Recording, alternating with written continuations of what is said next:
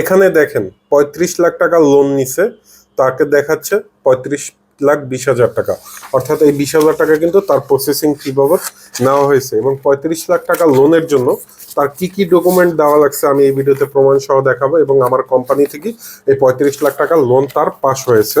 তো আপনাদেরকে একটু দেখাই, তার যে বর্তমান জমির ভ্যালু সেটা দেখাইতে হয়েছে, সেটা আমি আপনাদেরকে দেখাচ্ছি একটু।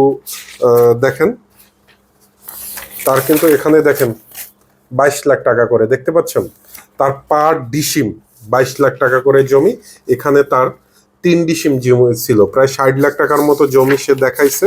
এবং তার যে বাড়ি আছে 35 লাখ টাকার জন্য, তার বাড়ির ছবি আমাদেরকে দেখান লাগছে যখন ব্যাংক কর্মকর্তারা ভিজিটে গেছিল, অনেক সময় আমাদেরকেও পাঠায় যেহেতু আমরা লাইসেন্সধারী। এবং তার বাড়িটা কোথায় অবস্থিত, মেইন রোড কতটুকু, এই ধরনের একটি ম্যাপ তাদেরকে দেখানো লাগছে।